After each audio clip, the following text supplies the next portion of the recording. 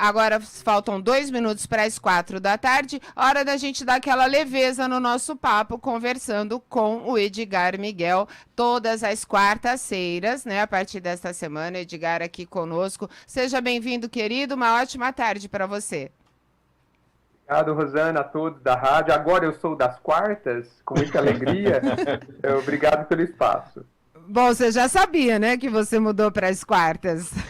Sim, tudo combinado. É isso aí. Você já chegou nas quartas de finais, viu, Edgar? É verdade. Vamos lá, eu vou jogar a bola pro Éden, porque é ele que vai trazer o assunto de hoje, né, Éden? Sou eu mesmo. Boa tarde, Edgar. Sempre é um prazer conversar contigo às quintas-feiras, agora às quartas-feiras e assim por diante. O dia que colocarem a gente, né, Edgar? Já conversamos aos sábados também. Então, sempre é um prazer conversar contigo. Edgar, hoje nós iniciamos, e o Alex lembrou muito bem, hoje é dia 16 de fevereiro, dia do repórter. E eu vou trazer uma frase de que tudo isso que a gente conhece como imprensa surge um dia nas mãos de Gutenberg. Gutenberg foi o que criou a prensa, capaz de pegar alguns tipos e colocar num papel e fazer com aquilo que as pessoas pudessem ler, né? E ele disse o seguinte: a imprensa é um exército de 26 soldados de chumbo com o qual se pode conquistar o mundo. A imprensa é um exército de 26 soldados de chumbo com o qual se pode conquistar o mundo. Precisamos entender hoje, meu caro Edgar Miguel, qual é a nossa relação com relação à informação. Nós estamos no mundo digital, num mundo onde cada um de nós se tornou um repórter, a Rosana lembrou muito bem disso. Cada um de nós produz conteúdo e em que parte ou em que pese, nem todo mundo tem o cuidado e o capricho de produzir um conteúdo pensando nas consequências que ele pode causar ao próximo.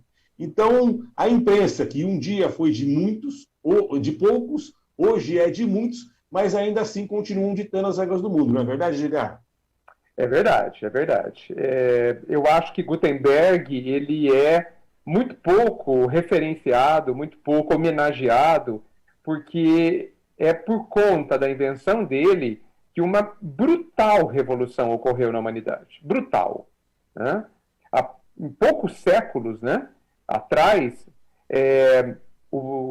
a informação escrita, né, só existia na mão de pouquíssimos, porque era extremamente caro a produção deles. Veja que isso acontece desde o Egito Antigo, né, a produção dos papiros na mão de uma classe de escribas que era realmente muito cultuada, e depois com os monges, bem, muita gente aí fazendo essa transcrição, só realmente quase que iniciados, né, Éden?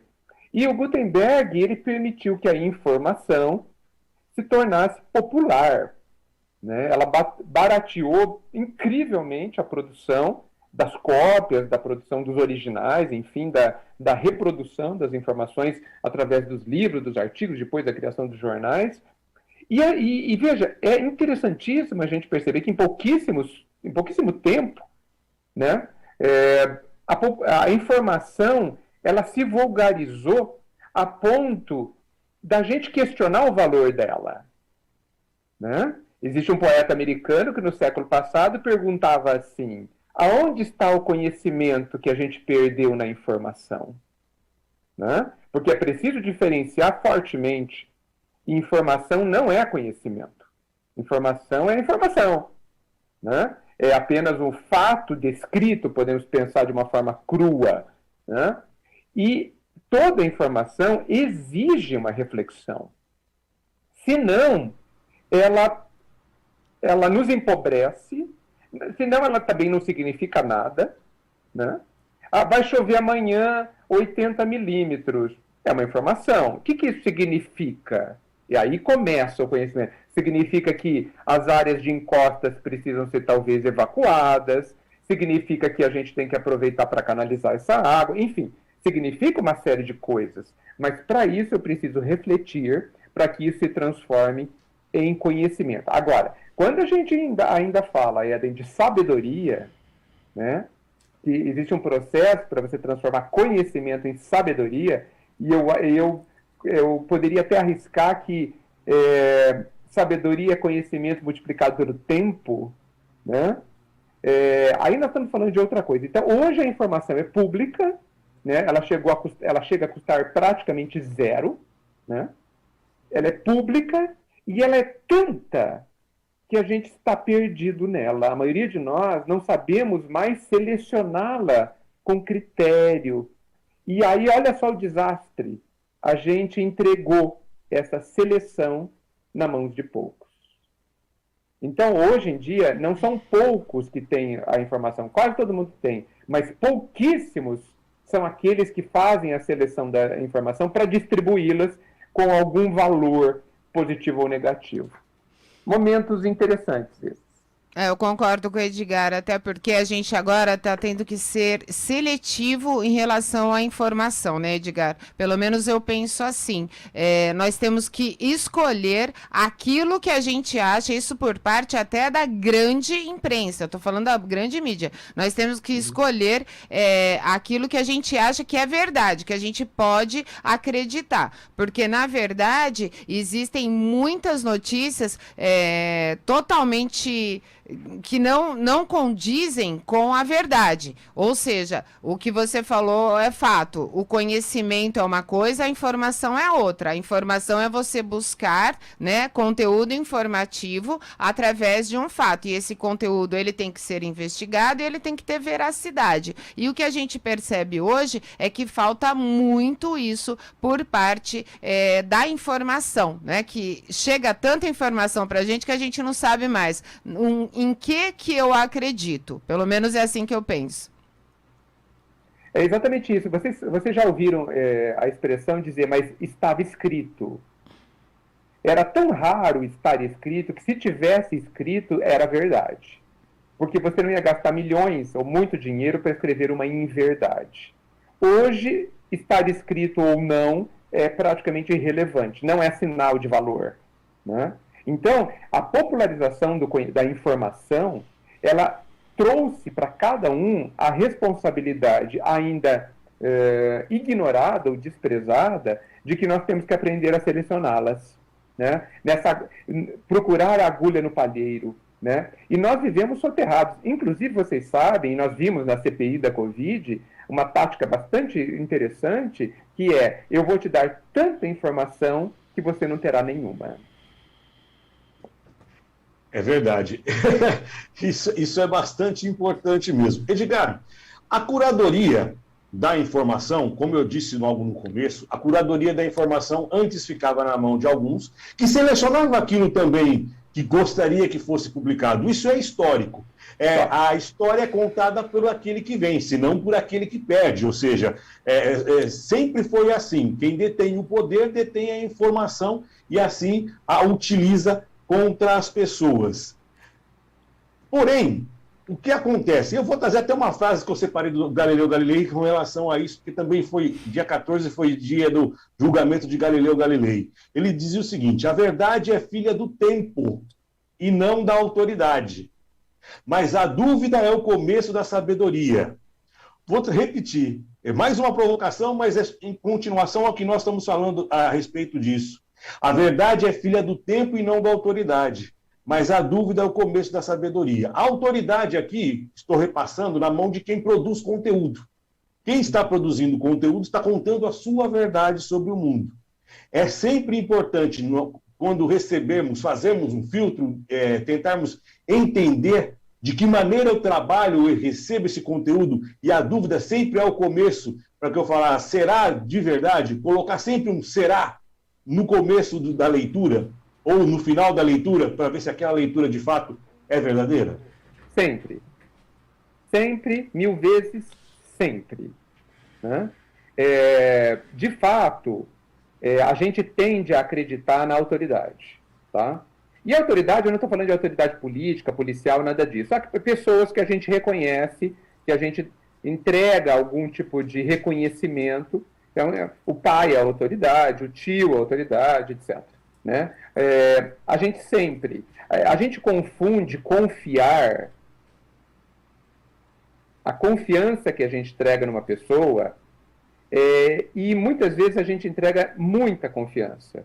nós precisamos reconhecer as limitações de todas as pessoas.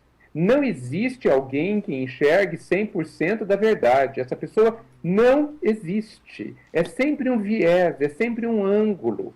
Então, por mais que eu confie em alguém, eu preciso ponderar, e aí vem uma sutileza da dúvida, eu preciso ponderar que é o ângulo que a pessoa está vendo.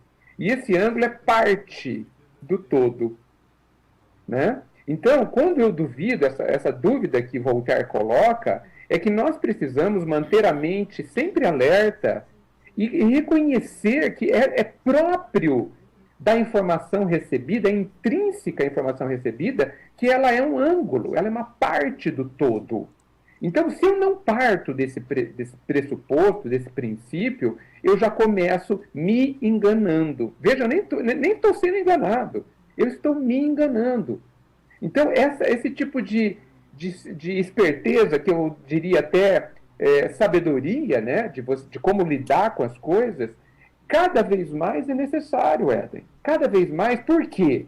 Porque, de fato, nós precisamos da perspectiva do tempo para avaliar os acontecimentos, né? É claro que nem sempre temos essa chance ou de esperar o tempo passar. Existem decisões que a gente precisa tomar imediatamente, como, por exemplo, votar.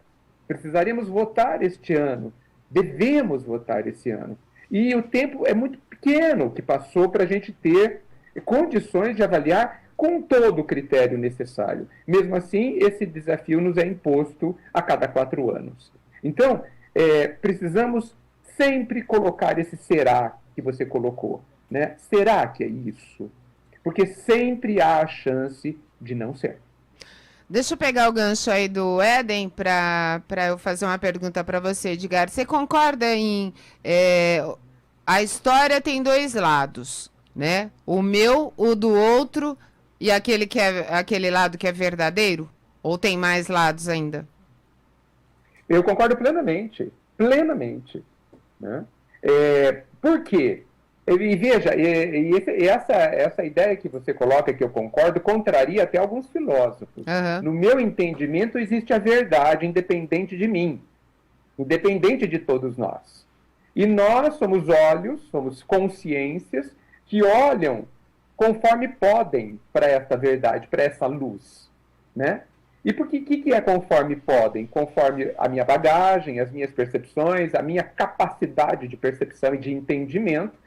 Utilizando essa bagagem, esses recursos, eu olho para essa luz e eu percebo azul, você percebe vermelho, o outro percebe roxo, e tudo isso está correto, de certo modo, porque são aspectos da mesma coisa, né? Então, sem dúvida, quando você vê um acidente, tem a verdade e o que nós vimos, né? E cada uma pode ser fundamentalmente diferente, inclusive. Independente de má fé, tá? Independente de má fé. Por isso a necessidade da dúvida, né? Por isso que nós precisamos desenvolver em nós critérios cada vez mais precisos para fazer escolhas. Exatamente. Eu vou fechar aqui da minha parte, Edgar, com uma frase que o Adilson dos Reis enviou aqui no chat do nosso canal no YouTube, que é da banda Capital Inicial. E eu concordo um pouquinho com ele. A inteligência ficou cega de tanta informação. É isso aí, sem dúvida. Mais ou menos tática, isso, né, Edgar? A gente...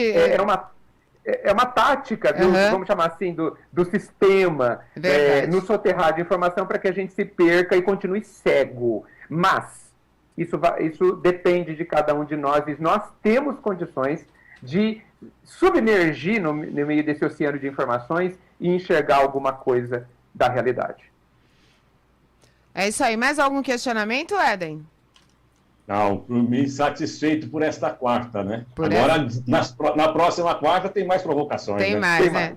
Claro.